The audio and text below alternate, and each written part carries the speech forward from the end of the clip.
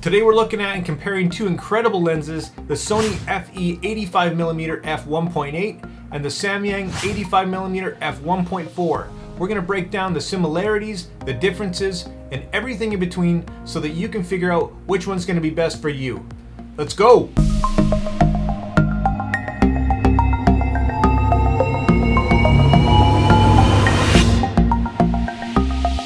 Okay, so we're breaking down the differences between the Sony FE 85mm f1.8 and the Samyang 85mm f1.4.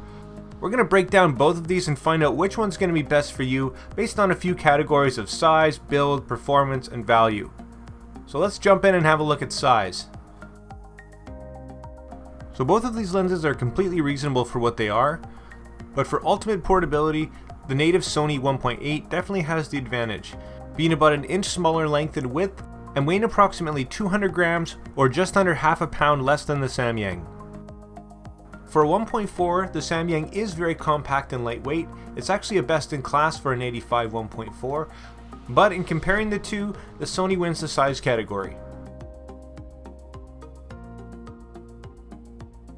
Next we'll talk about build and features, and both of these lenses are built very well, with the edge going to the Sony, I would have to say.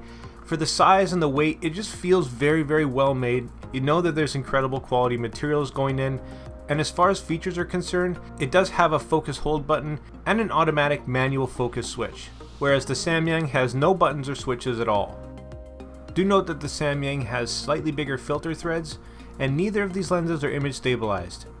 One aspect that the Samyang is a clear winner is weather sealing, and although rated only as dust and moisture resistant, it does have a nice rubber gasket unlike the Sony. I won't really say anything bad about either of these lenses when it comes to build and features. They're both very well made, but I'll give a slight upper hand to the Sony that opts to include just a few more features. So let's get into performance, and to be honest, they're both absolutely incredible performers. They're both insanely sharp and will not disappoint, even wide open. When it comes to autofocus, both of these lenses perform great when it comes to stills. I've literally pushed the limits with the Samyang wide open in some very dark situations and been incredibly impressed. Having said that, the 1.8's never let me down either.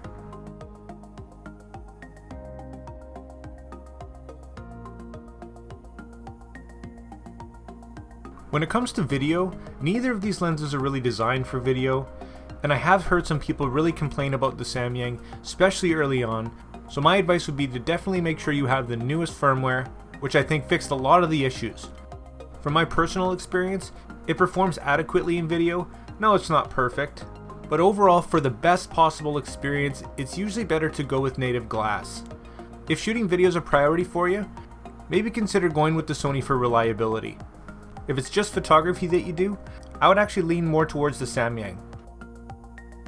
When it comes to bokeh, they both produce beautiful, creamy autofocus backgrounds, and neither of them are completely perfect when it comes to quality, although being an f1.4, the Samyang does have the advantage for sure.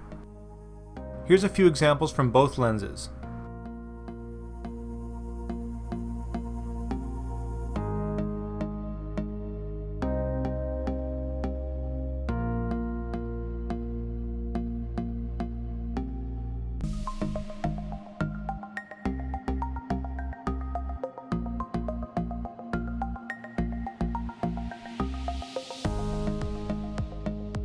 So when it comes to performance, like I said, if you really do a lot of video shooting and you're worried about reliability, maybe lean towards the Sony, but I'm going to rate them for what I actually use them for the most, which is photography. And in this case, the Samyang wins. I find the autofocus great, it's very sharp, and it's 2/3 of a stop faster, making it my go-to event lens, especially for dark situations. Finally, let's talk value. And both these lenses have incredible value. The Sony at $550 American is an outstanding value with great performance. The Samyang you'll find between $600 and $700, and you might see it branded as a Rokinon lens, which is a bit confusing, but they're basically the same lens just for different regions. So keep an eye out for that, but at just $600 to $700, the the Samyang or the Rokinon is an outstanding value compared to, say, the Sony G Master 1.4 at $1,800 American dollars. Now, we are comparing these two lenses today and not the G Master just because of the price point, but if you do some more research, you will see that the performance difference between these two and the G Master is really not that much different. But in this case, I can only give you my personal opinion, and for value, the Samyang takes it.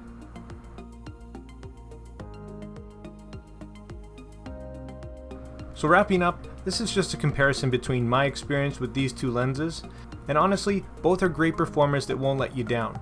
If you do shoot video and you are a bit worried about that Samyang autofocus, do a bit more research to see if that's worked itself out, but honestly, it's never been an issue for me. If you primarily do photography, I'd say the Samyang is a fantastic option, but either way you're going to have to decide what works best for you. Here's a list of some pros and cons that I put together that might help you out.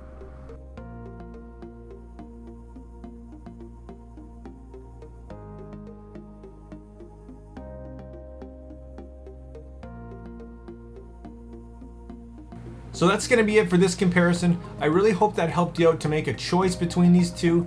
And if you are thinking about picking one of these up, I will leave affiliate links in the description for you that'll take you to where you need to go to buy them.